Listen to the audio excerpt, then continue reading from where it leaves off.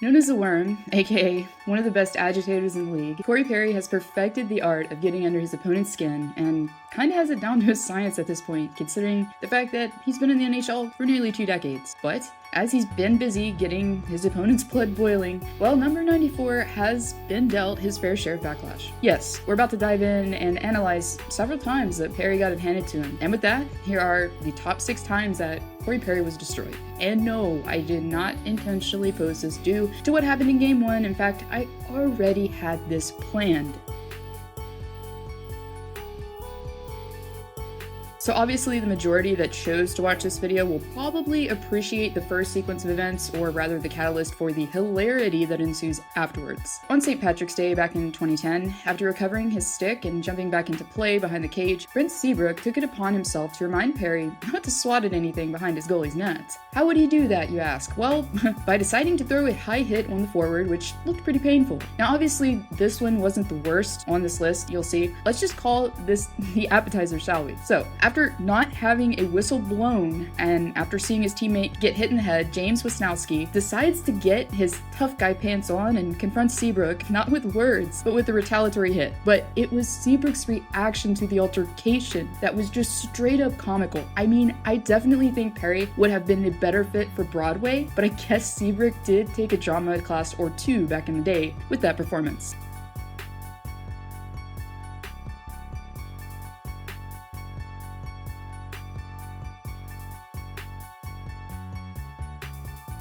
The NHL playoffs are always going to be physical, this we know. And for Corey Perry, well, it was during Game 4 of the Western Conference Finals that he would be on the receiving end of a bruiser, courtesy of Alex Tuch. As, a few minutes in the second period, Perry was behind the net and interested in the gameplay, blissfully unaware, he just so happened to almost skate right into his opponent. Therefore, seeing an opportunity and taking it, Tuch decides to greet Perry with a thunderous hit and knocks the forward instantly back to the ice. Perry, after, gathering himself and seeming quite dazed, left the playing surface after impact. Yes, here we are again. It's the postseason, and Perry is yet again getting it handed to him. But this time, it wasn't necessarily because he had done anything extracurricular, but rather just because he was able to evade heavyweight Dustin Bufflin in worm-like fashion, before scoring and taking the lead in Game 3 of the series. So Bufflin, who is obviously frustrated with himself, and Perry, I'm sure, decides to express himself like hockey players do, and proceeds to absolutely clock him from behind before he can even celebrate the goal. So, in result, Perry falls into a fetal-like position on the ice, and Bufflin was dealt a 2-minute minor roughing penalty in result. No supplemental discipline was dealt to the forward. I mean, defenseman.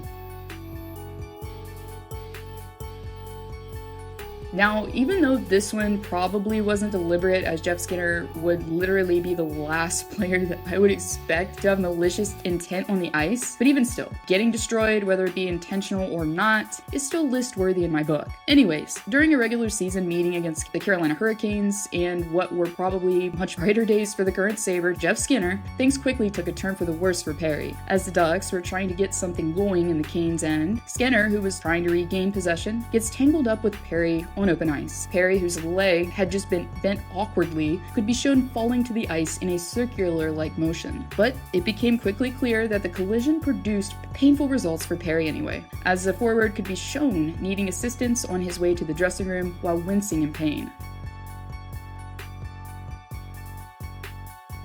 This time I have to say, this play here did look more intentional. You could probably argue it either way, but regardless, the end result is still the same, as in Perry hobbles off the ice. During the postseason of 2015, in Orange County, things quickly began to heat up, directly after Matt collided with his opponent in a questionable fashion. And it's never fun when a player gets injured, never. But I have to say, it was just beyond hilarious how Perry made his way to the bench. It's almost like someone dared him to play a game of Simon Says and just said to jump on one foot, or should I say skate, but this is just comical. Regardless of intent, this of course caused tensions to rise amongst the two teams.